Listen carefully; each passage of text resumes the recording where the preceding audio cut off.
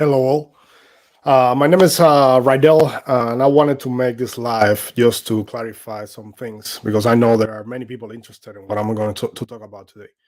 I don't want to waste your time with the history of what's going on in Ukraine. We all know that. I'm just going to share with you some information because I see already many websites misinformation on people trying to make a dollar of the suffering of the Ukrainian people.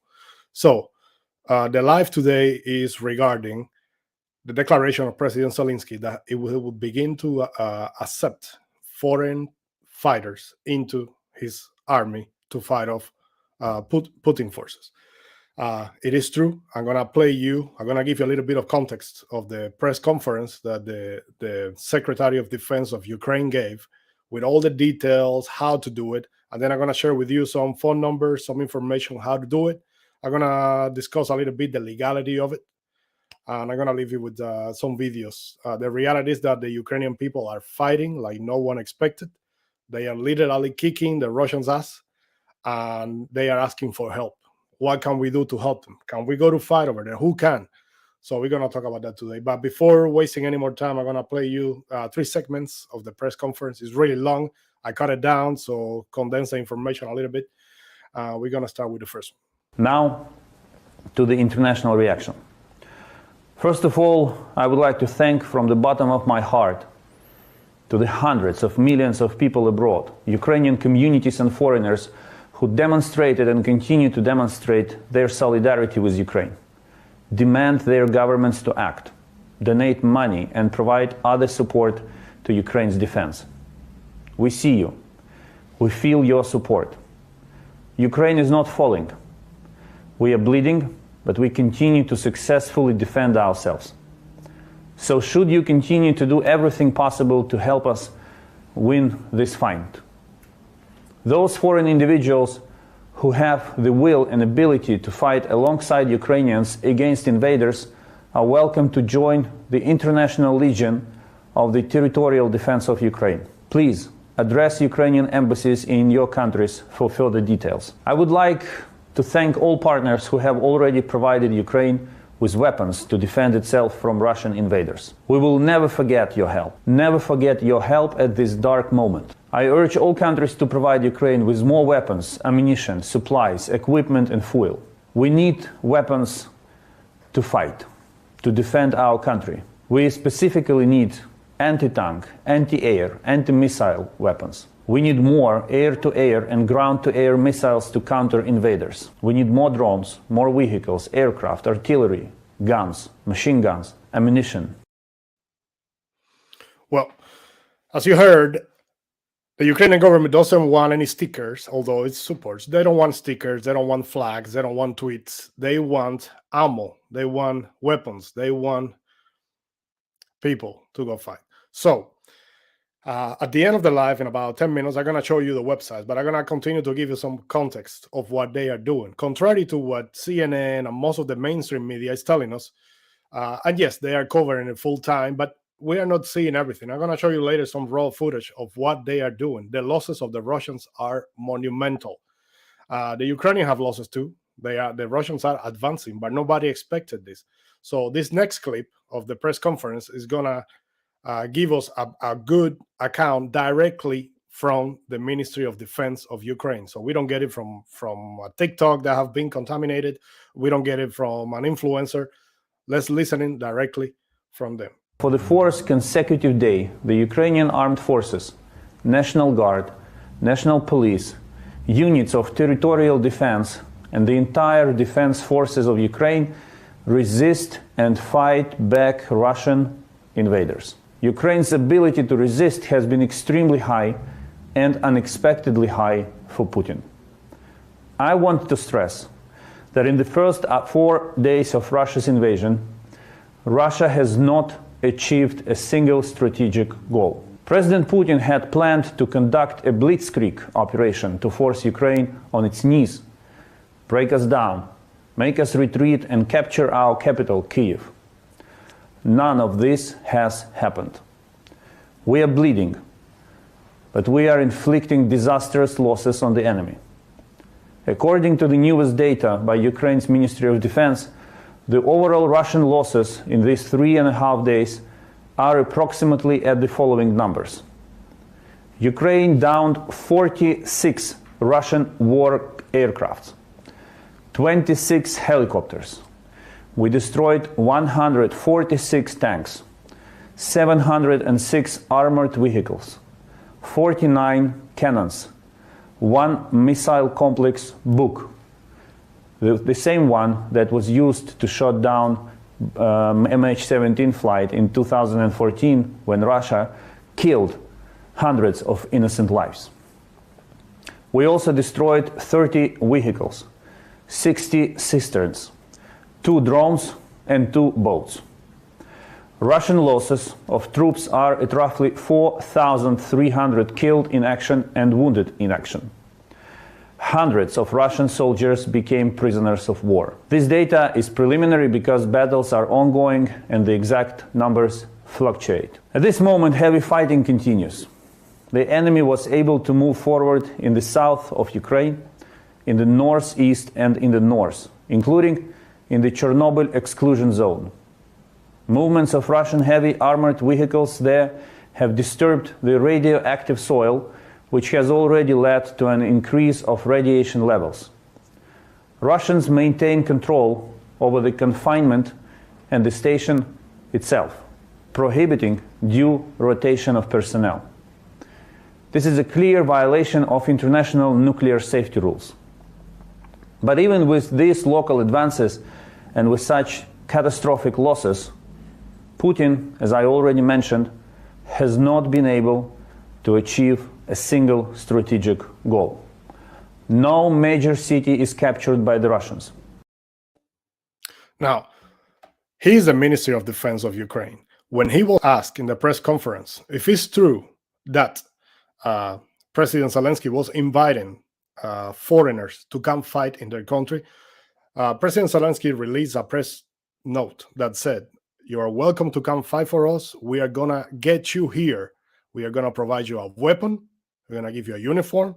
We're going to take care of your basic needs. Don't expect any payment if you want to come help." So that's what he said. A journalist asked this man if that was true, and this is what he answered.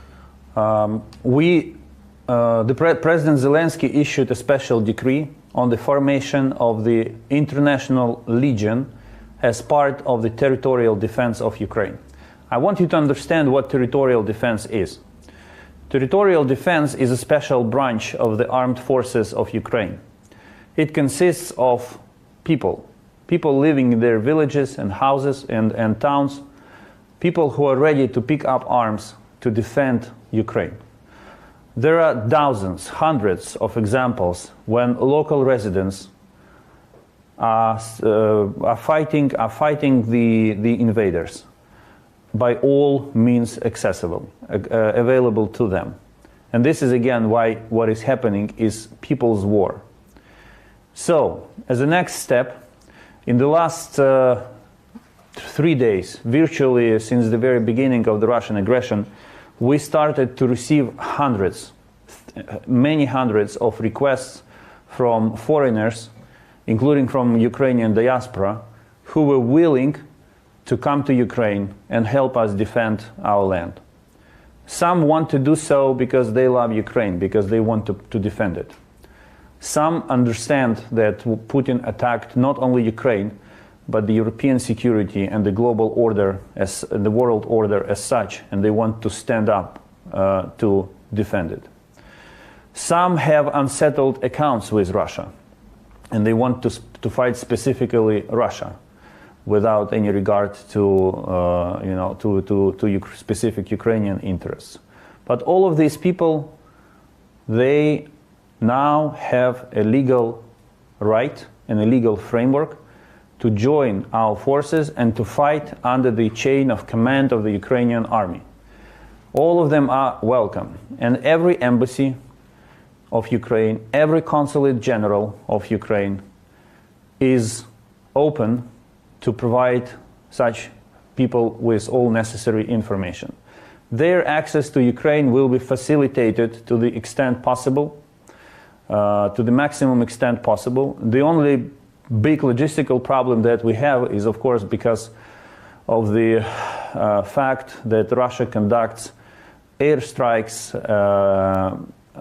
You cannot reach Ukraine by plane. You have to reach Ukraine by land. But we will be helping you come and fight if you're willing to do so. So I was reading some of because there is not much information yet. This just came out this morning. I was reading some of the requirements, and they are asking for people between 18 and 40 years of age with as much experience as possible. Who has experience? Ex-military. The US, Ukraine, Canada, United Kingdom, Israel. Those were their main areas of focus. In the morning, they did this. They released this tweet. They released the press conference, and they opened their embassy in Israel. I don't know exactly what happened, but Israel took down that all those publications, and they released a note that says that is not legal in Israel. Now, in Israel, it is not legal. And I thought in the US wasn't completely legal, but if we remember during the invasion of ISIS, of Iraq, Syria, all the war crimes that they were committing there, many Americans and British went to fight to Syria. In Europe, it was a bit murky, in the US too, because they really didn't know who was fighting for the Islamic State and who was fighting against the Islamic State. Plus, that is a complicated matter. And some of the things apply in this time around. But common sense should apply. I'm going to share with you the legality of it, the official release of it. But I want to tell you before we go there, if you have never been to war, I want to specify something to you. This is mainly for veterans with experience. Those are likely who they're going to accept. If you are a young male with no experience, they might, if things get bad, for your own safety. Now, what is to expect? There is not going to be a welcoming, comfortable stay. None of that. It's going to be arriving through either Poland, Romania, any of those side countries, because you cannot go directly into the Ukraine. And then it's going to be extremely dangerous. The Russians don't care. You need to realize that uh, your American, British, or Canadian passport doesn't matter. It does not matter.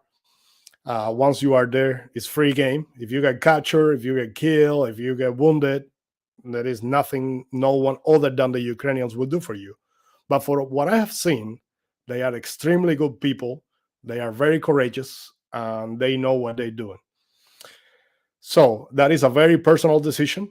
The first thing that we need to be conscious is that we cannot do something illegal in the US. We cannot create an international conflict. And the US and any of our countries, the easiest way to do that is to say, I told you not to go. Now, what you need to make sure is that you're not going to be prosecuted by your own country when you come back. And it doesn't appear to be so. The Ministry of Defense of the United Kingdom said that they will not prosecute the people, and they support the people who wanted to go help them. They're not going to give you weapons. They're not going to give you a government plane. It's going to be all very hush-hush and they're going to look the other way. But that's what most people want, just somebody to look the other way and let them go fight. There is precedence to this. It happens in the 1930s when the Republican conflict in Spain. It happened before. It happened when the state of Israel was created. It happened with ISIS. It happened when Libya was fighting. So it's happening again. Now, I cannot think of any more noble cause than this. And for a group of people that is fighting how the Ukrainians are fighting, they stopped considered one of the most powerful armies in the world. And to be honest, the Russians haven't demonstrated that they deserve that name. The Russians are kicking us, the Ukrainians are kicking us, and I'm going to show you the video. So, what conditions are there to expect once you arrive in Ukraine? Well, the arrival is going to be full of hardship. You're going to have to go buses, kind of hidden, because there are Russians everywhere. Once you get into Ukraine, it is extremely cold. You're going to have to be ready to sleep 2-3 hours every night in a hole, if lucky. Eat whatever appears. Shortage of ammo, shortage of weapon. They're probably going to give you a rundown AK-47. You're not going to get to take your AR-15 with all the goodies on it. There is no way to take it in the plane over there. So you're going to have to fight with what they give you. You're going to have to abide by their rules. Like I said, I'm pretty sure they're not going to let you have an American or British or Canadian flag in your shoulder. They're going to give you their uniform. And based on your experience, and you need to prove that experience, you might get some areas of responsibilities. You need to remember also the language. Many Ukrainians speak English, but not all of them. So I would imagine that most of the people with most experience will be playing sort of a advisory, support, coaching role. And there is a problem with that too, and we're going to see on the legality at the end. But anyway, all I'm saying is it is a very personal decision. It's not an easy one. It's full of risk. The chances of losing your life are extremely high, but it is a noble cause. And believe me that my heart is pounding hard for this, and I'm waiting more information. I already contacted the embassy. So I'm going to give you the contacts too at the end. So let's go really quick over the specifics. Once again, the president of Ukraine said foreigners wishing to join the International Legion will be assisted to the maximum extent possible. They're going to try to get you there. The process is you contact the embassy starts the process, verifications. They started this morning, so they don't have everything figured out yet. So you need to realize that it's going to be a big hectic. And after that, how they're going to get you from here to there, I don't know. It's probably going to be civilian planes. They're going to help you with the plane tickets. You're going to have to forward some. Those details are not out yet. All these people now have the legal right and legal framework. Legal framework, that is key. That means that they have talked to someone who have said they're going to be all right to join our troops and fight under the command of the Ukrainian army. All of them are welcome. And every embassy of Ukraine, every consulate, uh, will openly provide such people with all the necessary information. Their entry into Ukraine will be simplified to the maximum extent possible, the Ministry of Defense says. Now, the process to do this is through a Ukrainian embassy or through a Ukrainian consulate, not through a website, because right now I'm already seeing, and they're going to start appearing websites collecting money, collecting ammo, telling you, trying to gather. The more middlemen that are in this business, the worse it's going to be. The only way that I advise to do this is going directly through the Ukrainian embassy. If the Ukrainian embassy tells you this is how we want to do it, follow that. If the Ukrainian embassy tells you we can do it at this time, or we don't need you, thank you, or something like that, I advise you not to try to go around that, because there's probably going to be a lot of scammers. There can even be some proxies in place there by Putin. So that's going to be even more dangerous. So the only official channel for this is through the Ukraine embassies in your country. In the US has one embassy and 3 consulates. I'm going to give you that information after, but there is no other way. There is no behind the shadows. Through the embassies, the only legal approved so far way. So the legality. The legality is a bit murky. And although in Israel it's illegal, in other countries it's illegal, in the US it is not illegal, because you are not invading.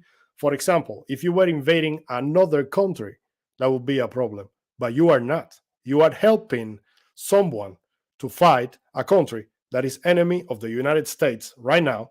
And the country that you are helping, it is an ally of the United States. So the broad picture is pretty clear, but let's read the legal mamba jamba.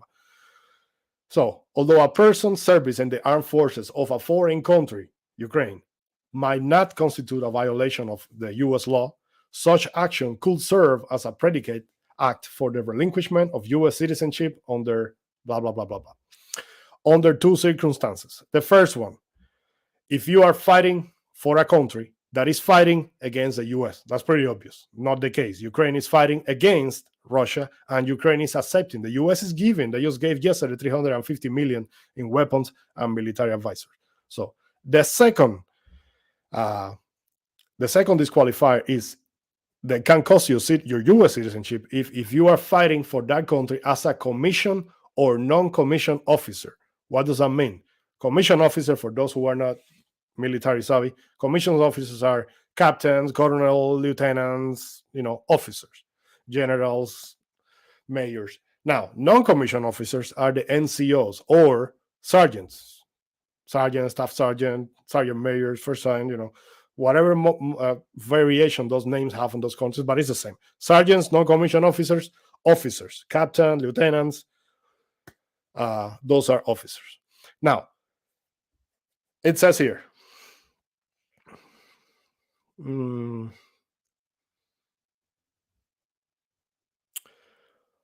who voluntarily serves as a commissioned or non-commissioned officer to a country not engaged in hostilities with the United States will lose his citizenship only if he intended to relinquish the U.S. citizenship. So if you are serving as a commissioned officer or non-commissioned officer with the intent to gain citizenship of that country and lose the U.S. citizenship, you will lose it.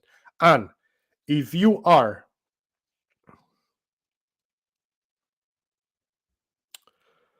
the administrative presumption or intent to retain nationality does not apply to voluntary service, that is what they are asking for, in the armed forces of a state engaged in hostilities against the United States, and thus such action could be viewed as indicative of an intention to relinquish U.S. nationality. That is not the case. Once again, you are helping a country. You are not doing it with the intention of relinquish your nationality, and that country is not at war with the U.S. So from what I read here, and there is something else here very important.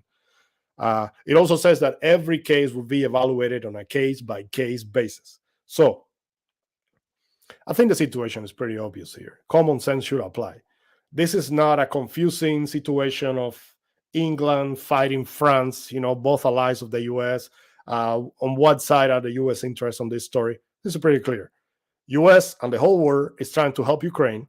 Now, because Russia is a nuclear power and Putin seems to be out of his rocker right now, everybody's acting cautiously. But helping Ukraine in any manner, it is not against US law at this time. It is not against US interests at this time.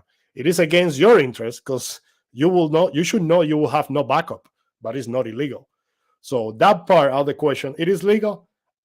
And once again, I put it there. I'm not a lawyer, but if you go to the U.S. Department of State, you can see it. It doesn't appear to be legal as long as you meet these requisites.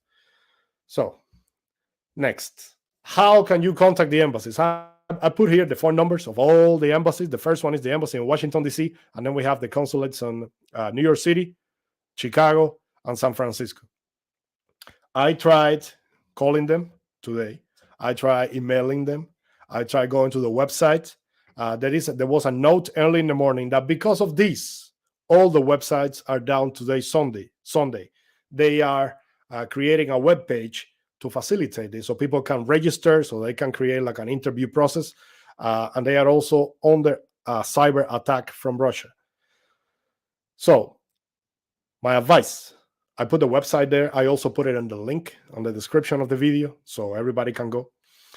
Tomorrow, not today. Today is not going to work, and tomorrow after 9 or 10. Don't get discouraged if it's not working right away. There is a war going on, a little war, and there is some issues. It's a small country, not very powerful. They're doing what they can, and they're revamping their system. So probably tomorrow after 9, 10 a.m., you're probably going to see this. I put all 4 numbers. I think the quickest way is to give a call. If the Ukraine is interested in this, and the president and the Ministry of Defense have said that they are, the easiest way to be to call, and the embassy should redirect you to the right process. I will ask you, out of common sense, not to share the process, because they want to keep it somewhat private to avoid, once again, Russian proxies or one of the many enemies that they have to make it. So, and to not contaminate the process with false allegations and with, you know how the conspiracy theories go. If you are interested, and I'm telling you, this is a hard decision to make. I don't advise it to anybody. It's going to be hard, and you might die. But if you are decided to help the Ukrainian people so bad, call these numbers and follow the instructions that they're going to give you. It is legal so far. There are no prohibition from the State Department. It's just a warning telling you, do not go to Russia, do not go to Ukraine, because there is a war going on. So this is a very personal decision. This is you need to think about yourself, about your family, but it is possible. Now, as far as the help, there are many websites collecting money, food, ammo, this and that. Yes, they need this. But guess what? What you and I can give them, that little contribution, is nothing compared to the millions and millions of bullets that the US is giving them, Europe is giving them, every ally around the world is giving them. The weapons that they really need are not the AKs. They have thousands and thousands, if not millions, of AKs from the Cold War. AKs are cheap. Ukraine have them but by the pallets. What they really need are anti-aircraft missiles, Stingers, Javelins, and none of us can give them that. So, money. If you wish to donate something, I would advise you, once again, to go straight to the embassy, call these numbers and ask them, how can I help you? How can I give you whatever I have to give you? Don't fall for the trap that happens in every crisis. Somebody opens a website, somebody tries to scam, somebody tries to be the intermediary for something that doesn't need an intermediary. So don't fall for that. I strongly advise you not to fall for that. There is no guarantee that those funds or whatever you give them is going to make it to the Ukrainian people. The safest, legal, and quickest way to do this is through their embassy. So what they need bullets, yes. But when Zelensky says, I need ammunition, it's not like they need the little box of ammo that we can buy them on Academy and send them, because there is no way to send it unless the embassy will create a collection point and they will ask specifically what they need. But once again, that's going to have to be through the embassy. They are the ones that are going to have to run the charter flights. They're going to have the landing places that are not going to be in Ukraine probably, and the ways to get it from there through by ground to Ukraine. So trying to outsmart Putin and trying to outsmart the Ukrainians is just going to create a problem. Let's go with the empathy. If you want to help, go through the embassy, and they will redirect you in the best way for them and for you. Now, so far, that's clear. Okay, so next, as I said, this is a personal decision. This is a hard decision. I know, and I'm doing this because I know that there are many people that want to do this, not just in the US, all across the world. I can't speak for other countries. I don't want to lie to you or give you bad information. In the US, as a rule, as of right now, it is not illegal to do it. It is murky, and you need to be very careful. I advise you to call congressmen, senators, if you have a lawyer, ask. But in the State Department website, doesn't seem to be legal as long as it's not, you're not fighting for a country that is fighting against the US. And if you're not doing it with the intent of relinquishing your US citizenship, which I don't think you are. So that's the process. What Ukraine is going to do for you, well, they said already, they said already they will take care of it. They have nothing to give. They're just thankful. They are desperate. So it is help. As of right now, I haven't heard anything on money. Maybe there will be some compensation on the future. Maybe they will have an attention. Maybe they give you a medal. I don't know. But don't. If you're gonna do it, it's not for that. It's to go help the Ukrainians that are fighting so hard. At the end, I'm gonna put a video that is combat footage. So I'm warning you, and so you see the reality, what the Ukrainians are doing with very little. Yesterday, the US gave them $350 million in weapons. What exactly? We don't know. Germany gave them anti-aircraft missiles, gave them some weapons, and Europe just approved an increase of the overall budget as a European Union to send weapons, food, the supplies that they need to keep the resistance going. The Ukrainian people are in their homes, the older kind, but the males from 18 to 60 are in the streets. They are being armed. In the last 2 days, they have recruited over 160,000 volunteers within Ukraine. Through the Poland border, there is an influx of volunteers to go fight. Ukraine is a country of 44 million people. So far, there are only 160,000 refugees living, women, children, older people, immigrants that have no interest whatsoever of what's going on. So out of 44 million people, 160 refugees, that says a lot about that country. And the results that are achieving of holding the Russian army, 200,000 well-equipped, not well-trained. They have proven that there are conscripts, young people, and I say well-equipped with quotation marks, because what we've seen is the same old T-62s that they had, which are great tanks, great equipment, but it's nothing out of this world. Eventually, the Russians, if they want to take the cities, they're going to have to get out the tanks and fight house. And that is what is going to get complicated. They cannot demolish every single city, because that will get them in trouble with the world, I imagine. So eventually they're going to have to be house-to-house combat. Eventually they're going to have to clear the cities. And when the whole population is against this invasion, that's going to be a problem for Putin. I'm going to remind you something too. The very first day that the invasion began, Zelensky tried to reach out to Putin and have a conversation. And Putin ignored him, didn't want to talk to him. And now they are proposing, the Russians, a conversation on the Belarusian border with the Ukrainians. If you are winning, if you are so sure that you're going to get everything you want, why do you need to have a dialogue? Why do you need to negotiate? Because obviously it's not going the way they planned. They didn't expect this resistance. They didn't expect this resolve from the Ukrainian people.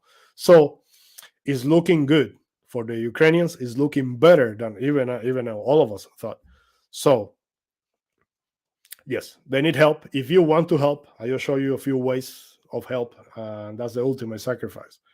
So nothing. I'm going to leave you with a video. I put together a few clips of combat of several convoys, long convoy. What is a convoy? It is a column of military equipment, Russian equipment, trying to enter Kiev, and they were destroyed by the Ukrainians.